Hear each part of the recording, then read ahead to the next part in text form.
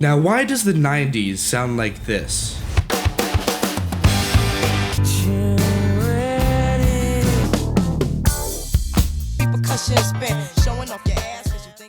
Now, the 90s was a decade defined by transformation. It was a time where we were being pushed more and more into the digital age. New genres are popping up all over the place, and a time where how we consume this music is changing. You all have a pretty good idea of what the 90s sounds like to you, but specifically what gear and what was happening in the music industry at this time to make that sound so iconic. Well, to answer that question, I've spent the past week researching gear, the mixing mindset, and the music culture around the 1990s. Now, starting with the microphones that you're going to see in a 90s recording studio is pretty similar to what you would see in a 70s or 80s recording studio. And for that matter, the same kind of microphones that you would see in a recording studio now. The Shure SM7B, the Neumann U67.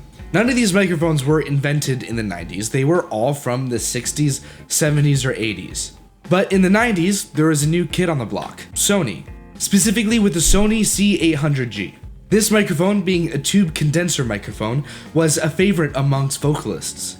Specifically in the 90s, it became a favorite for pop, R&B, and hip-hop vocalists. Its ability to cut through dense mixes with still being natural and smooth sounding was a no-brainer for engineers in the 90s. This microphone being so popular in the 90s helped push vocals and vocal mixes to a more high-frequency focused and polished and bright sound that we associate with pop vocals today. Now, moving on to recording format of the 90s, reel-to-reel tape machines were still industry standard for the time. The Studer A800 or the Atari MTR-90 were staples of the time, widely used for their warm, rich sonic presence. Discussing Nirvana's Nevermind sessions, Butch Vig said, "The Studer machine we used had this incredible saturation when we pushed it hard. It added a layer of harmonic distortion that made everything sound fuller." As the sound of rock and grunge melded in the 90s, tape machines were crucial for adding that extra layer of saturation and fullness. Tape machines, however, are big, bulky, and expensive. So in the 90s came the rise of ADAT. The introduction of Alesis digital audio tape, or ADAT, in the early 90s made multi-track digital recording more accessible. Unlike bulky tape machines, ADAT used SVHS tapes, which could record 8 tracks of 16-bit digital audio per tape. Multiple ADAT machines could be synced together to expand the track counts. ADAT democratized smaller recording studios or indie artists with their small recording setups while still being used alongside analog recording techniques in bigger studios. Engineer Chris Fogel, who worked on Jagged Little Pill, recalled, "We tracked a lot on ADATs because they were convenient and affordable, but we still used analog tape for final mixes to get that warmth." While new technology was being brought in and we moved more towards a digital age in terms of sound recording, engineers who wanted to embrace that change adopted more of a hybrid approach instead of just going full into digital. Now, when discussing recording consoles of the time, it's similar to the 70s and 80s. SSL and Neve are still kings in the industry here. SSL and Neve dominated the industry because of their unparalleled versatility and sonic quality that was sought after by these recording artists. Both SSL and Neve consoles were known for their exceptional build quality and robustness, along with their analog circuits and minimal signal degradation. This made them the gold standard for studios worldwide. SSL consoles like the SSL 4000G Plus was known for its built-in automation and total recall settings and features that allowed engineers to save and recall settings after complex sessions. Neve consoles such as the Neve AD series was known for their straightforward analog design and exceptional preamps. They were favored for tracking and for genres that demanded warmth like, rock, folk, and orchestral music. Specifically the iconic Neve 1073 preamp, coveted for its ability to add weight to vocals, drums, guitar, and bass. For example, Radiohead's OK Computer album was tracked through a Neve console, giving it its lush, full sonic quality. But in the 90s, the name of the game was for analog and digital to work together. For these two worlds to live harmoniously would give the engineers much freedom as possible. When discussing how these different forms of tracking, mixing, and mastering work together, let's talk about them in those 3 steps: tracking, mixing, and mastering.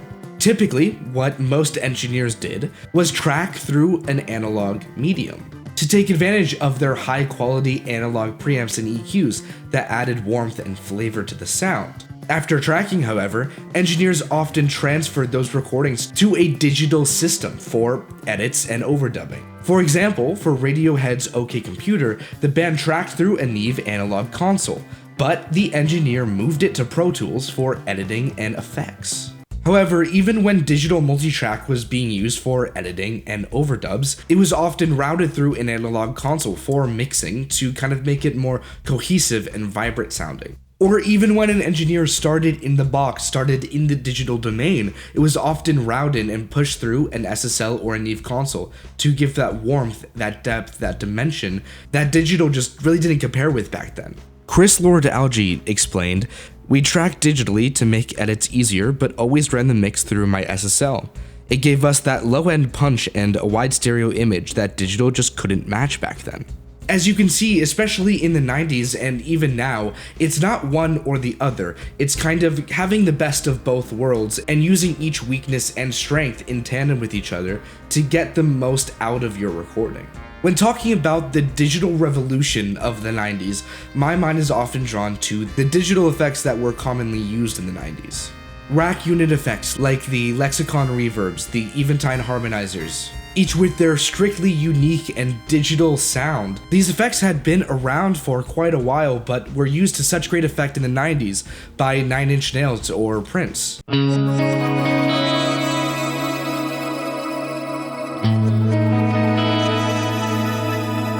Now, looking at software and specifically digital audio workstations, 1991 gave us Pro Tools. Now, Pro Tools quickly became the industry standard for recording and editing audio. By the mid-90s, Pro Tools started supporting 24-bit recording and 48-track playback, rivaling analog studios at the time. Also in the 90s, we get Cubase. Now in the 80s, originally just a MIDI sequencer, Cubase integrated audio recording in the 90s to make it a hybrid DAW. In 1996, Cubase started to support VST plugins, allowing third-party virtual instruments and effects to be used directly into the DAW, setting a precedent for what DAWs would become later. Now let's talk about MIDI. Originally introduced in 1983, MIDI became a cornerstone of 90s music production because of its ability to let different instruments communicate with each other and sequences to be programmed. The 90s saw an explosion of MIDI-based music. This was fueled by the amount of instruments now supporting MIDI and the amount of software making it easier to program and use. MIDI allowed instruments from different manufacturers to communicate with each other. It was the universal music language. MIDI-controlled devices like synths and drum machines became more and more affordable, putting it in the hands of more and more people. This became incredibly prevalent in pop and hip-hop of the time. MIDI-based sequencers and drum machines became the sound of the 90s. Dr. Dre's 1992 hit The Chronic used MIDI sequencing and drum programming to define West Coast hip-hop. Prevalent drum machines like the Roland Line, the 808, the 909, or the Lindrum, or Akai's MPC series. All iconic drum machines that are still being used very prevalently today because of how it was used in the 90s. The impact of DAWs and MIDI on the music industry knows no bounds. DAWs and MIDI made high-quality music production more accessible to everyone, independent artists and home studios, paving the way for DIY or indie music scenes. This new technology and these new sounds and more people being able to use the sounds gave birth to so many unique different genres. The sound of the 90s wasn't necessarily how the gear sounded, but it was more how the gear changed how engineers and artists approached making music, and also changed who got their hands on the music. The 90s was definitely a decade of the music culture shifting. So let's move to chapter 2, the mixing mindset. I don't know what kind of music you listen to or what decade it's from, but as someone that listens to a little bit of everything but loves modern pop, there definitely is a difference from the 90s to now. Right now in music, we could definitely see a little bit of a maximalist culture around. And in the 90s, it was very much opposite to that. There was very much a less is more approach when it came to mixing, when it came to writing, when it came to producing. Engineers at the time were using very few compressors and EQs on each of the instruments, sometimes just summing all of one instrument group down and EQing and compressing it all in one bus. Because tape was still being used, there was still a lot of commitment out front. Not a whole lot of backtracking, hitting Control Z, or going back on your original thought. In the 90s, your mixing session was still very methodical and planned out. You couldn't go back on something, you couldn't just see how something sounds and we'll go back later. That wasn't really an option. There's a lot of decisions that you had to make on the day of tracking. However, one piece of technology completely changed that forever. We need to talk about the loudness war. This is gonna suck.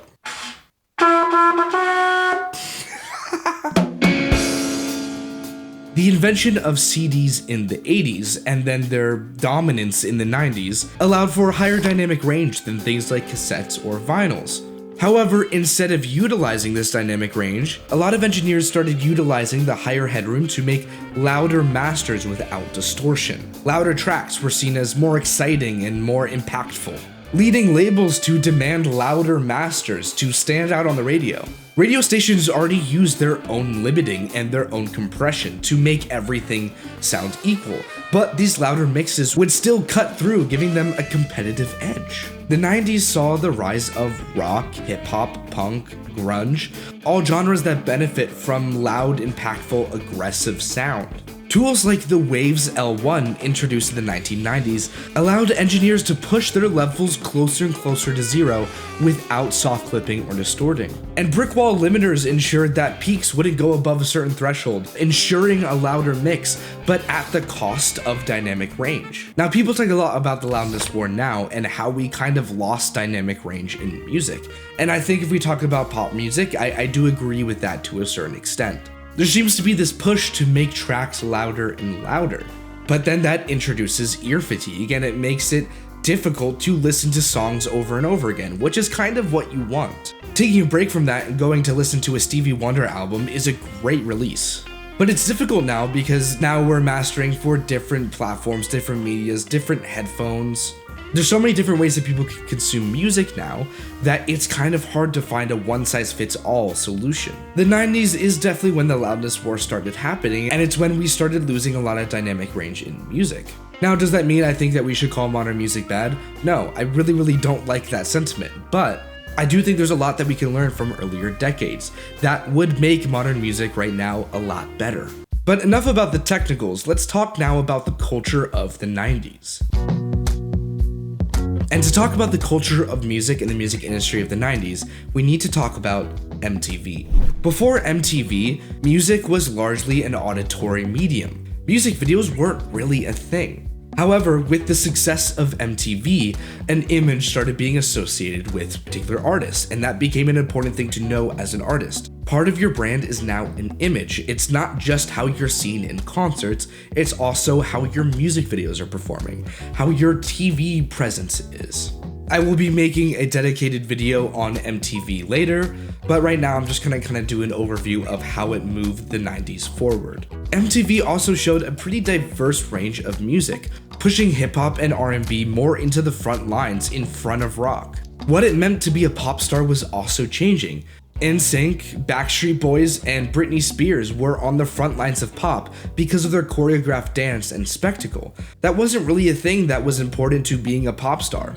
Record labels started heavily investing into videos, sometimes prioritizing the video and visual appeal over the actual music itself. A great example of this is Michael Jackson and how each of his music videos are like a movie. They're typically way longer than the actual single or song itself, and has dialogue portions and parts that aren't even part of the music. Also, the medium in which we listen to music was changing. With CDs becoming dominant in the 90s, you could now pick whatever song or album you wanted to listen to in your car. Before, if you were really rich, maybe you had a VHS player in your car, but not likely. It was probably the radio, and you don't choose what you listen to on the radio necessarily. And also, CDs were pretty easy to carry around. People carried around CD players and listened to them in public places. Digital was great because it wasn't nearly as fragile and it wasn't nearly as expensive. With digital, you could go to the next song, you could skip, or you could go back to a previous song. You had way more control with CDs as a medium. And I think this is where a little bit of a de-emphasis on the album came along. From the 80s back, the album was so important. but now more singles are coming out, or albums that aren't necessarily meant to be listened to in any order. It didn't really necessarily matter. There was less emphasis on the story and the rollout of an album now. Now that you could skip songs, you can go to whatever song you want. That kind of thing wasn't possible with a vinyl record. You had to listen to it all the way through. And in all the 90s, you know, the end of the century, the culture was very much separating itself from the previous generations. They were moving into Y2K, they were moving into the 21st century, and they wanted to be their own thing. They wanted to start anew. That was kind of the culture at the time. That was kind of the ideology of teens and young adults of the time. And I think that sets us up great for the early 2000s, which is going to be a different video. But guys, tell me, who are some of your favorite artists from the 90s, or some of your favorite albums from the 90s? Do you still own any CDs from when you were younger? And if there's any glaring thing I missed, make sure to put it in the comments. I read every single one of them always. Thank you guys for an amazing 2024. It was truly mind-blowing. And here's to an even better 2025. I hope you guys had a great holiday and an amazing New Year's. If you guys are interested in any of the gear I discussed when talking about the 90s, there's going to be some Sweetwater affiliate links in the description. If you click it and you buy from those links, it supports me at no extra cost from you. It would mean the world to me. If you guys could do me a favor and go follow my Instagram, that's where I'll update you guys on my life, about the YouTube channel, all that good stuff. Whenever something new comes out or whenever I'm working on a new project, I'll let you guys know over there. And also, if you would like to support me directly, go to my Patreon page and subscribe to whatever tier you're able. It would mean the world to me. It supports me a ton. I'm going to be doing a whole lot more on the Patreon, and I'm starting a Discord server so I can interact with you guys in the community. That's my favorite part about this. But if you're unable to do any of that, just a like, subscribe, and a comment to boost engagement would mean the world to me. Thank you guys so much, and I will see you guys in the next one. Come on.